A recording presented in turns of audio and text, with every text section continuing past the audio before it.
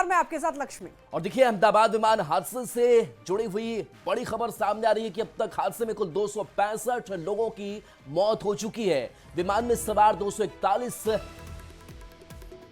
यात्री की मौत की खबर सामने आ रही है। यात्री जो सवार थे उसमें 241 की मौत हुई है। विमान में सवार सिर्फ एक यात्री की जान बची है। अस्पताल के हॉस्टल पर विमान गिरा था और उस वक्त बताया जा रहा है कि जो इंटर्न डॉक्टर्स थे, स्टाफ थे, वो खाना खा रहे थे। हादसे में अस्पताल के 6 डॉक्टर की भी मौत हो गई है। तो देखिए, कुल अब मौत की जो संख्या है वो 265 तक पहुंच चुकी है, क्योंकि जिस बिल्डिंग पर ये विमान गिरा, जहां डॉक्टर्स की मौजूदगी थी, वहां भी मौतें हुई है। इसके साथ साथ जो यात्री विमान में सवार थे उसमें 241 यात्री की मौत हो गई है। एकमात्र एक जो यात्री है उसकी जान बची है। तो अस्पताल के हॉस्टल पर विमान गिरा था और अपडेट यही सामने आ रहा है कि 265 लोगों की मौत जो है वो अब तक हो चुकी है। अस्पताल के 6 डॉक्टर की भी मौत अब तक हो चुकी है। हालांकि इस पूरे मामले को लेकर के लगातार गृह मंत्री अमित शाह की अगर बात करें तो घटनास्थल का उन्होंने जायजा लिया था और ये कहा जा रहा है केंद्र सरकार की तरफ से कि बहुत जल्द तेजी से इस पूरे मामले की, इस पूरे हादसे की जांच कराएंगे। तो ये कहा जा रहा है कि 2020 के बाद से ये बड़ा हादसा।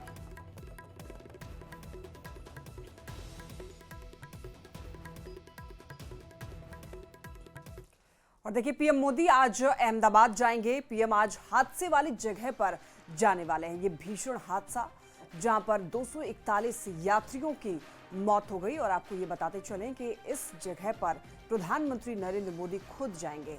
जहां पर यह घटना घटी, उस हादसे पर प्रधानमंत्री पहुंचेंगे और बताया जा रहा है कि जांच तेज हो चुकी है। इस मामले को लेकर के हर एंगल से जांच की जाएगी कि ये हादसा आखिर हुआ तो हुआ कैसे।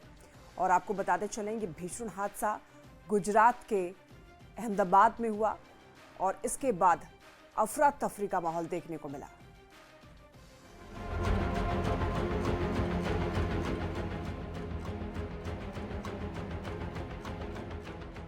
समय दोपहर 1:38। जगह अहमदाबाद का सरदार वल्लभ भाई पटेल इंटरनेशनल एयरपोर्ट। विमान संख्या AI 171। एयर इंडिया की फ्लाइट नंबर AI 171 ने अहमदाबाद से लंदन के लिए उड़ान भरी, लेकिन टेक ऑफ के महज 2 मिनट के अंदर 1:40 पर यह तस्वीर सामने आई। विमान हादसे का शिकार हो गई। मेघानी नगर इलाके में एयर इंडिया का विमान मेडिकल कॉलेज के हॉस्टल से टकराया और देखते ही देखते आग की लपटें आसमान छूने लगी। पूरा इलाका काले धुएं के गुबार से भर गया। शुरुआती तस्वीरें जो सामने आई हैं, उसमें देखा जा सकता है कि विमान के परखच्चे उड़ गए हैं और हॉस्टल की बिल्डिंग धुएं के चलते काली पड़ चुकी है।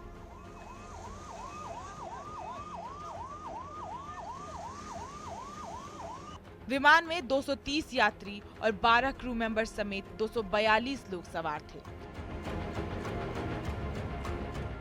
जिसमें गुजरात के पूर्व मुख्यमंत्री विजय रूपाणी भी शामिल थे, जिनकी मौत की पुष्टि हो चुकी है। हादसे के तुरंत बाद रेस्क्यू ऑपरेशन शुरू कर दिया गया।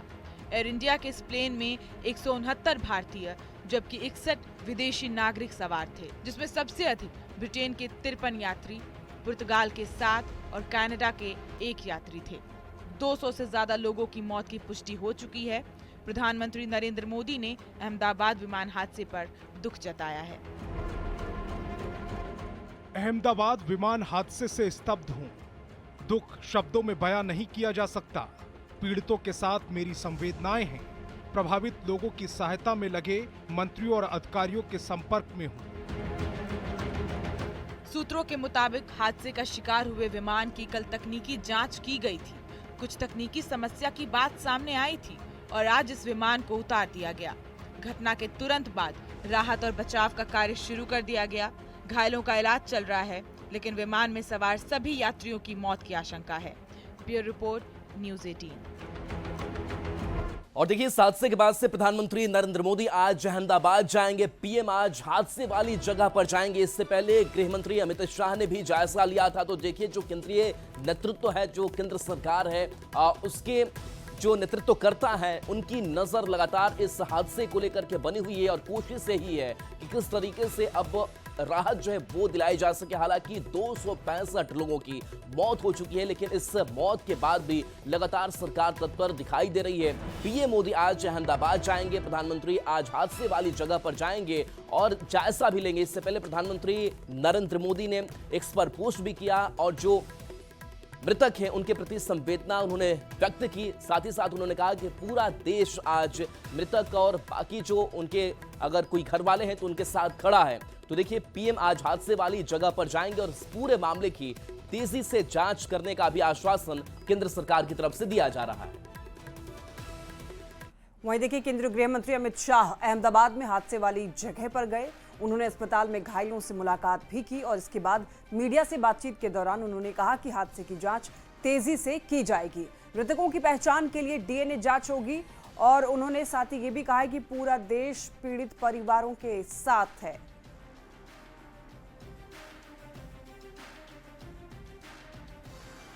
ये तस्वीर आप देख पा रहे हैं गृह मंत्री अमित शाह की। उनको सूचना देने की कार्यवाही समाप्त हो चुकी है और जैसे ही पहुंचते हैं उनके भी डीएनए सैंपल लिए जाएंगे और मृतदेहों की पहचान के लिए जितने मृतदेह मिले हैं इनके भी डीएनए सैंपल लेने की कार्यवाही समाप्त हो चुकी है। गुजरात में ही लगभग 1000 के आसपास डीएनए टेस्ट करने पड़ेंगे।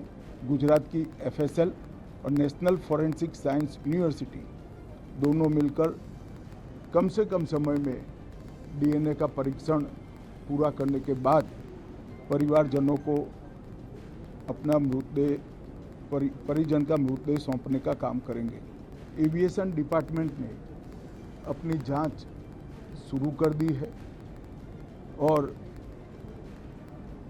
जांच तेजी से आगे बढ़े इसके लिए भी एविएशन मंत्री जी ने सूचनाएं दी है। और देखिए, इस अहमदाबाद विमान हादसे में सिर्फ और सिर्फ एक यात्री की जान बच गई। विमान यात्री विश्वास कुमार रमेश बचे। सीट नंबर 11A पर विश्वास बैठे हुए थे। ब्रिटेन के नागरिक विश्वास कुमार हैं।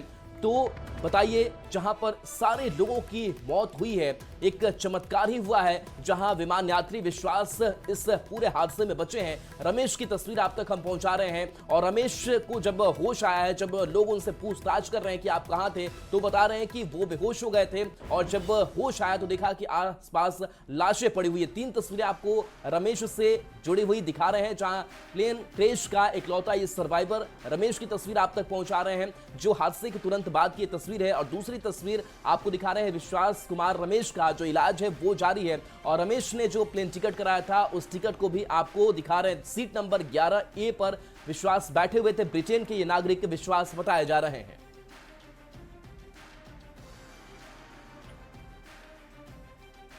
अहमदाबाद में विमान हादसे में मृत लोगों को छपरा के सैंड आर्टिस्ट अशोक ने श्रद्धांजलि दी है। अशोक ने सरयू के घाट पर सैंड आर्ट बनाकर मृत लोगों को श्रद्धांजलि देते हुए गुरुवार के दिन को यहाँ पर ब्लैक डे बताया। ये देख सकते हैं आप, सैंड आर्ट के जरिए विमान क्रैश किए, देखिए सैंड आर्ट बनाया है इन्होंने, श्रद्धांजलि दी है उन लोगों को जो लोग इस विमान हादसे में अब नहीं रहे। तो श्रद्धांजलि उन सभी लोगों को दी गई है क्योंकि 241 उसमें जो यात्री थे वो सभी के सभी इस हादसे का शिकार हुए। सभी लोगों की मौत हो गई है, एक यात्री जिंदा बच गया है। और आपको बता दें कि जिस हॉस्टल पर, जिस बिल्डिंग पर ये विमान गिरा था, वहाँ पर कुछ डॉक्टर्स थे, उनकी भी मौत बताई जा रही है। और अभी तक कुल मृतकों का जो आंकड़ा सामने आया है वो 265 बताया जा रहा है। कुल मिलाकर जो यात्री, जो क्रू मेंबर्स उसमें सवार थे, साथ ही साथ जहाँ पर ये विमान गिरा उससे जितने लोगों की मौत हुई है, यानी कि कुल मिलाकर 265 के आंकड़े अभी तक सामने आ पा रहे हैं और एक यात्री उस दौरान बच गया।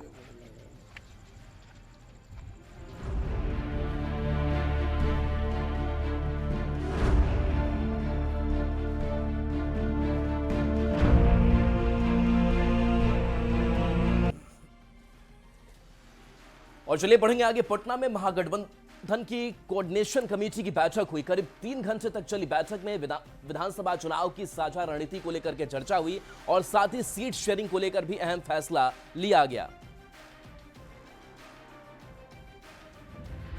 सिर्फ नंबर बताने से सीट नहीं मिलेगी, बताने होंगे उम्मीदवारों के नाम और कितने मिले थे वोट। सीट शेयरिंग को लेकर महागठबंधन में चल रहे कयासों के बीच कोऑर्डिनेशन कमेटी की बैठक हुई, जिसमें सीट बंटवारे को लेकर पैमाने तय किए गए और साथ ही कोऑर्डिनेशन कमेटी की सब कमेटी को जिम्मेदारी भी सौंपी गई। जितने सब कमिटीज हैं उन सब के साथ जो है बैठक हुई और सबको जिम्मेदारियां जो है दी गई। बैठक में तय किया गया कि जिस पार्टी को जितनी सीट पर चुनाव लड़ना है उसकी लिस्ट उम्मीदवारों के नाम के साथ कोऑर्डिनेशन कमेटी के अध्यक्ष तेजस्वी यादव को सौंपनी होगी। लिस्ट देने के बाद तेजस्वी यादव सभी दलों के प्रमुख से 1-to-1 बातचीत करेंगे। कौन पार्टी कितना सीट पर लड़ेंगे 1-to-1 बहुत जल्दी क्लियर हो जाएगा और आप लोगों को इसकी जानकारी दे देंगे। सीटों का बंटवारा करते हुए पिछले चुनाव के नतीजों को भी ध्यान में रखा जाएगा। जिन सीटों पर 15,000 से ज्यादा वोट से हार हुई थी उनकी समीक्षा होगी और उन सीटों पर उम्मीदवार और पार्टी का सिंबल भी बदल सकता है। अरे सीट शेयरिंग के लिए क्लियर है कि एक आधार जो पिछला चुनाव था वो बना हुआ है, फिर भी जो पार्टी जहां से चुनाव लड़ना चाहती है वो चेयरमैन जो है हमारे इंडिया ब्लॉक के उनके पास अपना वो लिस्ट देंगे और अगली मीटिंग तक सब क्लियर हो जाएगा। इसके साथ ही गठबंधन के सभी दलों के साझा कार्यक्रम पर भी सहमति बनी। पूरे बिहार में साझा कार्यक्रम हम चलाएंगे, ब्लॉक पंचायत से लेकर जिला और प्रदेश स्तर तक। कोऑर्डिनेशन कमेटी की अगली बैठक से पहले सभी दलों को अपनी सीट के साथ उम्मीदवार का नाम तेजस्वी यादव को सौंपना है। अब देखना ये होगा कि ये फॉर्मूला महागठबंधन के लिए कितना कारगर साबित होता है। पटना से संवाददाता रवि एस नारायण के साथ ब्यूरो रिपोर्ट, न्यूज़ 18। महागठबंधन की बैठक में सीट शेयरिंग को लेकर बड़ा फैसला लिया गया, लेकिन एनडीए का यह कहना है कि इस बैठक से महागठबंधन का भला नहीं होने वाला है। एनडीए ने एक बार फिर महागठबंधन से सीएम फेस को लेकर सवाल पूछा और तंज कसा। सबको जिम्मेदारियां जो है दी गई। इनका दुकानदारी बंद हो चुका है।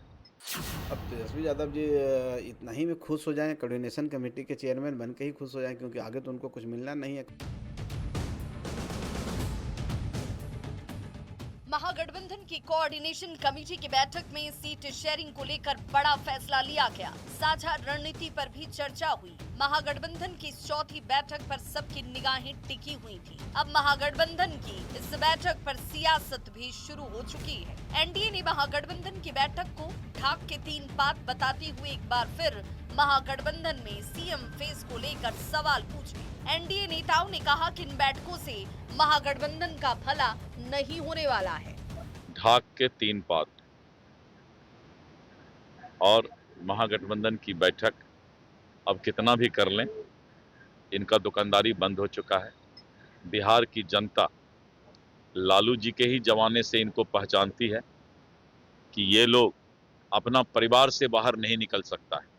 अब तेजस्वी यादव जी इतना ही में खुश हो जाएं, कोऑर्डिनेशन कमेटी के चेयरमैन बन के ही खुश हो जाएं, क्योंकि आगे तो उनको कुछ मिलना नहीं है। कांग्रेस अब रोड पर तैयारी कर रही है, कांग्रेस रोड पर प्रदर्शन भी कर रही है, महागठबंधन की बैठक भी हो रही है।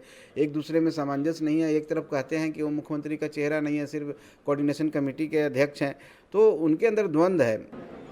आज जो महागठबंधन इंडिया ब्लॉक का अपना एक बड़ी मीटिंग चल रही है, तेजस्वी जी की होनी चाहिए, एक बड़ी मजबूती से जनता के बीच में बना हुआ है। कमी जो इंडिया गठबंधन सत्ता प्राप्ति की कोशिश कर रहा है, आज भी जनसंपर्क के लिए, जनता से जुड़ने के लिए प्लानिंग ही कर रहा है। और इसी प्लानिंग में न उनका मुख्यमंत्री का चेहरा डिसाइड होगा, न उनके अंदर आपसी खींचतान खत्म होंगी। महागठबंधन की बैठक में सीट शेयरिंग को लेकर बड़ा फैसला लिया गया, लेकिन सीएम सीएम फेस को लेकर सस्पेंस बरकरार रहा। अब एनडीए महागठबंधन की इस बैठक पर तंज कस रही है। देखिए, बिहार में बढ़ते अपराध को लेकर आरजेडी और खासकर आरजेडी के राष्ट्रीय अध्यक्ष लालू प्रसाद लगातार सरकार से सवाल कर रहे हैं, जिसके जवाब में जेडीयू ने प्रेस कॉन्फ्रेंस की और लालू प्रसाद से पूछा कि उनके आंकड़े किस ग्रह से लाए गए हैं।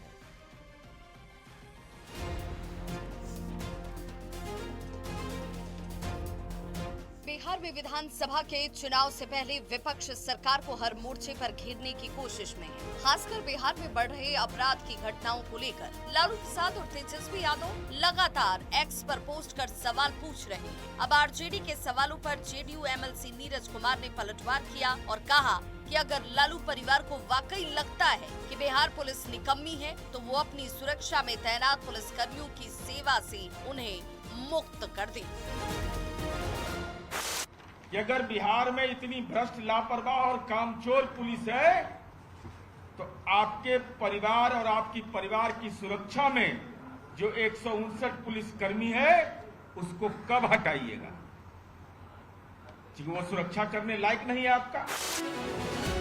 नीरज कुमार ने अपनी प्रेस कॉन्फ्रेंस में आरजेडी पर सवालों की बौछार कर दी। नीरज कुमार ने पूछा कि बिहार में हो रहे अपराध के जो आंकड़े लालू प्रसाद पोस्ट करते हैं, उसका प्रमाण क्या है? कि लालू जी इन 9 ग्रह में से कहां से लाए आंकड़ा? कहां से आंकड़ा लाए? आकाश से, पताल से कहां से ले आए कि 68,000 हत्या हुआ है? जवाब दीजिए, तब आपको बताएंगे कौन एजेंसी है ये। क्या नेशनल क्राइम ब्यूरो का रिकॉर्ड है? क्या स्टेट क्राइम ब्यूरो का रिकॉर्ड है? और अगर आपके आंकड़े यह हैं, तो प्रमाणिक रूप से जारी करिए। जेडीयू के सवालों पर आरजेडी के मुख्य प्रवक्ता मृत्युंजय तिवारी ने पलटवार किया और कहा कि लालू प्रसाद का नाम जपने से कोई फायदा नहीं होने वाला है।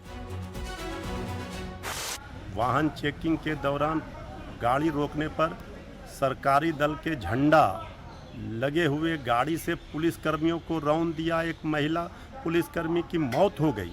शर्म नहीं आ रही है। और आदरणीय लालू प्रसाद जी श्री तेजस्वी यादव जी के सुरक्षा कर्मियों को गिनती कर रहे हैं। बेशर्मी की प्रकाष्ठा है। अपराध के आंकड़ों को लेकर अब बिहार की सियासत गर्मा गई है। आरजेडी के नेता आए रोज नए नए आंकड़े शेयर कर रहे हैं, पर अब सरकार ने उनसे प्रमाण मांगना शुरू कर दिया है और लालू प्रसाद को खुली चुनौती दे दी है। न्यूज़ 18 के लिए पटना से संवाददाता आनंद अमृतराज की रिपोर्ट। लालू प्रसाद ने सोशल मीडिया पोस्ट करके नीतीश सरकार की कानून व्यवस्था पर सवाल उठाया, तो एनडीए की ओर से लालू राबड़ी के कार्यकाल में हुए अपराधों की याद दिला रहा है, वो भी वीडियो के जरिए। बीजेपी ने वीडियो के जरिए निशाना साधा है। बिना भेदभाव के सरकारी नौकरी मिल रही है। हाँ भैया, इस सरकार में सब बढ़िया काम हो रहा है। हाँ सरकार। चुनावी साल है और बीजेपी में राजनीतिक दलों के बीच एआई वॉर और वीडियो वॉर जारी है। क्या बोले? आरजेडी ने एआई से बनाए वीडियो के जरिए निशाना साधा था। 24 घंटे के अंदर बीजेपी की ओर से एक के बाद एक वीडियो जारी कर आरजेडी को घेरा जा रहा है। अपनी बिटिया को डॉक्टरी करवाए और बिहार के बच्चों के लिए चरवाहा स्कूल खुलवाए। घोटाला करके जेल गए तो अपने बीबी को सीएम बना दिए। यही नहीं, डिप्टी सीएम विजय सिन्हा ने बिहार में अपराध खत्म करने के लिए तेजस्वी यादव को एक सुझाव भी दे दिया।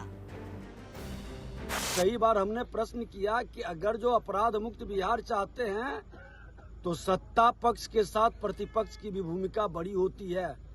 आप संकल्प लीजिए, घोषणा कीजिए कि एक भी माफिया, अपराधी और भ्रष्टाचारी को टिकट नहीं देंगे, बिहार में आधा अपराध खत्म हो जाएगा।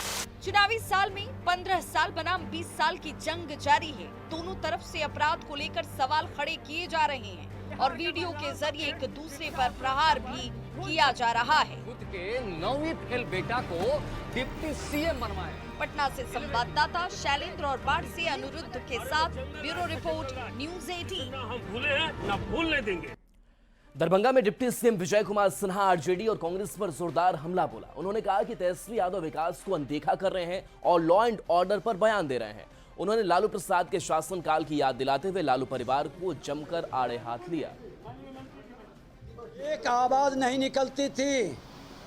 यही दरभंगा की धरती पर लाशों को ऊपर पेशाब करके लाठियों से पीटा गया था। ये सत्ता में बैठे श्रीमान लालू प्रसाद यादव जी, आपके पाप के फल का परिणाम बिहार के बीमारी महामारी में बदला था। यहाँ रुक रहे एक छोटे से ब्रेक के लिए, जल्द लौटेंगे।